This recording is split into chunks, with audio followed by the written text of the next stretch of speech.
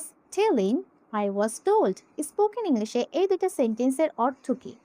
আবার I have invited, I have been invited এই দুটো সেন্টেন্সের মানে কি দাঁড়াচ্ছে?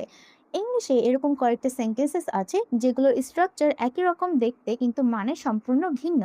আজকের ভিডিওতে আমরা এরকম 4টা সেন্টেন্সেস নিয়ে আলোচনা করব, গ্রামাটিক্যাল বোঝার ট্রাই করব। এই 4টা সেন্টেন্সেস যদি আপনারা শিখতে পারেন তাহলে আপনাদের অ্যাক্টিভ অ্যান্ড প্যাসিভ ভয়েসের আর কোনো সমস্যা থাকবে না ইনশাআল্লাহ। So hello everyone, assalamu alaikum. Welcome back to my YouTube channel English with Hasnaina. I hope you are doing all with the grace of Almighty Allah. Let's dive into the video. আমার YouTube চ্যানেলে নতুন থাকলে অবশ্যই আমার চ্যানেলটিকে subscribe করবেন, like comment share করে সাথে থাকবেন। I was telling, এটা আমরা কম বেশি সবাই জানি, এটা হচ্ছে যে পাস্টের continuous tense. I was telling, subject was were and then ভার্বের ing ফর্ম, এটা হচ্ছে past continuous tense. I was telling মানে হচ্ছে আমি বলছিলাম, এটা হচ্ছে অতীতের একটা চলমান কাজ, আমি বলছিলাম। কিন্তু I was told এটার অর্থ কি দাঁড়ায় দেখেন, এটা যদি আমি কমপ্লিট করি সেন্টেন্সটা, I was telling you, সেন্টেন্সটা আমরা কমপ্লিট করি, হ্যাঁ।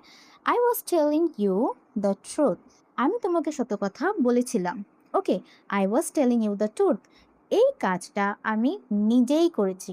ওকে, এটা আমি কি করেছি? আমি নিজেই এই কাজটা করেছি, নিজেই করেছি। তাহলে কোনো কাজ যখন আমরা নিজেই করি তখন কিন্তু আমরা সাবজেক্ট ভার্ব অ্যান্ড অবজেক্টের রুলসটা ফলো করি। এখানে দেখেন কি আছে, subject, helping verb and then ভার্বের আইএনজি ফর্ম, এটা হয়ে যাবে আমাদের অ্যাক্টিভ ভয়েস। কিন্তু যদি আমরা বলি আই ওয়াজ টোল্ড, এটার মানে কিন্তু সম্পূর্ণই ভিন্ন। আই ওয়াজ টোল্ড এটার অর্থ দাঁড়াবে যে আমাকে বলা হয়েছিল, আমাকে বলা হয়েছিল কোনো কিছু। যদি বলি আমাকে এখানে অপেক্ষা করতে বলা হয়েছিল, তখন আমরা বলবো I was told to wait, I was told to wait here, আমাকে এখানে অপেক্ষা করতে বলা হয়েছিল। এই কাজটাকে আমি নিজে করেছি না, অন্য কেউ এসে আমাকে কিছু বলেছিল। এখানে কোন ব্যক্তি এসে আমাকে কিছু বলেছে সেটা ইম্পর্টেন্ট নয়, এখানে ইম্পর্টেন্ট হচ্ছে আমার কাজ। আমাকে কি করতে বলা হয়েছে? ওয়েট করতে বলা হয়েছে। আমাকে সে বলেছে সেটা ইম্পর্টেন্ট, কিন্তু কে বলেছে, কেন বলেছে, দ্যাটস নট ইম্পর্টেন্ট। এবং আই ওয়াজ টোল্ড এটার মানে দাঁড়ানো হবে যে আমাকে বলা হয়েছে।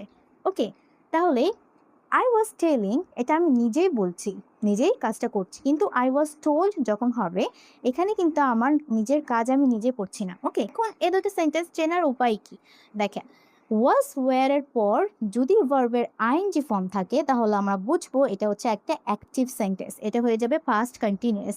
I was telling, I was working আমি কাজ করছিলাম, আই ওয়াজ টেলিং আমি বলছিলাম। কিন্তু যদি বলি যে ওয়াজ ওয়ার পরে যদি ভার্বের পাস্ট পার্টিসিপল ফর্ম দেখতে পান মানে V3, তখন মনে করবে এটা হচ্ছে passive voice. I was told আমাকে বলা হয়েছিল, আই হ্যাভ ইনভাইটেড এটার বাংলা কি দাঁড়াবে? দাঁড়াবে যে আমি আমন্ত্রণ জানিয়েছি, আমি কাউকে আমন্ত্রণ জানিয়েছি। এই কাজটা আমি নিজেই করেছি। ওকে, নিজেই করেছি, এটা কোন টেন্স? এটা হচ্ছে প্রেজেন্ট পারফেক্ট টেন্স। কোনো কাজটা হয়ে গিয়েছে এরকম কিন্তু এই সিচুয়েশনের জন্য আমরা প্রেজেন্ট পারফেক্ট টেন্স ব্যবহার করি। অতীতে হয়ে গিয়েছে সেটা নিয়ে আমরা এখনও কথা বলছি, তার ফলাফলটা বর্তমানেও আছে, সেটা প্রেজেন্ট পারফেক্ট টেন্স। এটা স্ট্রাকচার কি? আই মানে সাবজেক্ট, সাবজেক্ট অনুযায়ী আমরা হ্যাভ হ্যাজ ব্যবহার করবো, ভার্বের ফার্স্ট পার্টিসিপল ফর্ম ব্যবহার করি। আই হ্যাভ ইনভাইটেড আমি আমন্ত্রণ জানিয়েছি, এই কাজটা আমি নিজেই করেছি। যদি বলি আই হ্যাভ ইনভাইটেড হিম আমি তাকে আমন্ত্রণ জানিয়েছি। ওকে, কিন্তু যদি আমরা বলি আই হ্যাভ বিন ইনভাইটেড এটার অর্থ হয়ে যাবে আমাকে আমন্ত্রণ করা হয়েছে।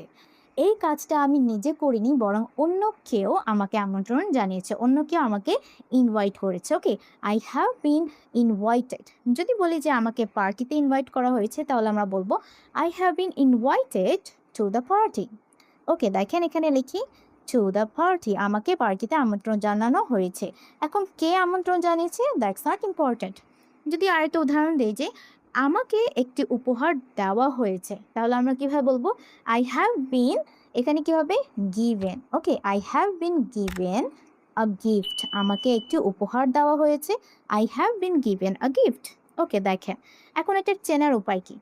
আই হ্যাভ ইনভাইটেড এটা হচ্ছে আমি আমন্ত্রণ জানিয়েছি, কাজটা আমি নিজে করেছি। এখানেও ভার্বের পাস্ট পার্টিসিপলের ফর্ম হবে, আবার এখানেও ভার্বের পাস্ট পার্টিসিপলের ফর্ম হবে। কিন্তু আমরা প্যাসিভ ফর্মে কী করবো? সবসময় এখানে একটা বিন অ্যাড করব।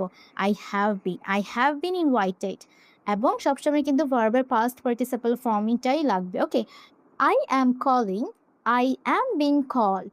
দেখেন, আই অ্যাম কলিং এটার মানে হচ্ছে যে আমি কাউকে ডাকছি। আই অ্যাম কলিং এটা হচ্ছে প্রেজেন্ট কন্টিনিউয়াস টেন্স, বর্তমানে কাজটা চলমান আছে। এটাও কি করছি, আমি নিজেই করছি। সাবজেক্ট ভার্ব অ্যান্ড অবজেক্টের রুলসটা এখানে ফলো হয়েছে। ওকে, আমি নিজেই কাজটা করছি। I am calling. যদি বলি যে আমি আমার ফ্রেন্ডকে এখন ডাকছি, তাহলে বলতে পারি I am calling my friend now.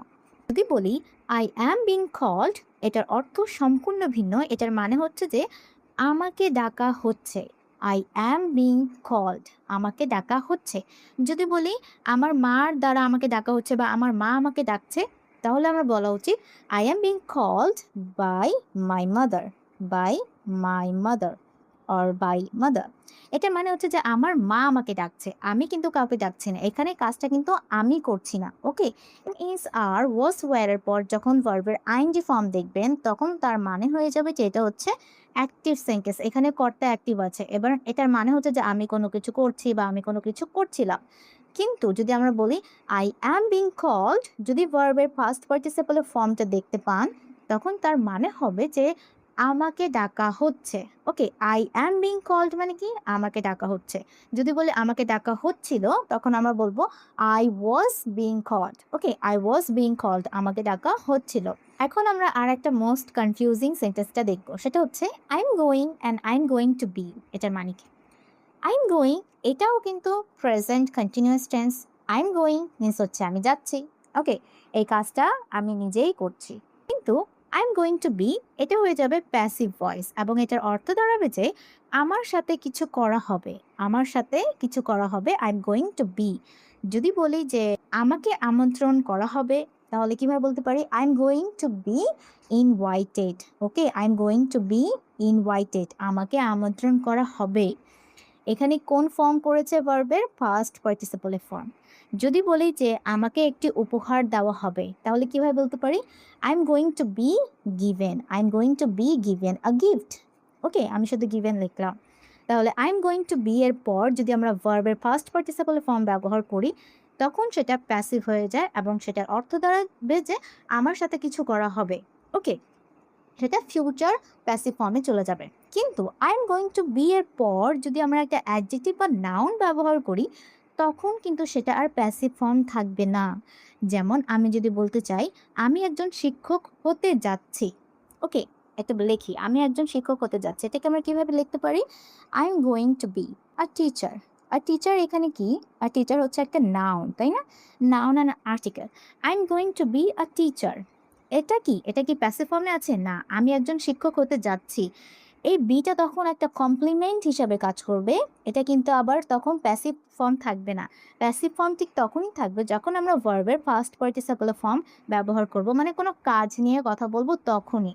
যদি আমরা কোনো অ্যাডজেক্টিভ বা নাউন নিয়ে কথা বলি, তখন কিন্তু সেটা আর প্যাসিভ ফর্ম থাকবে না। যদি আমি বলতে চাই যে আমি খুশি হব, তখন আমরা কীভাবে বলতে পারি?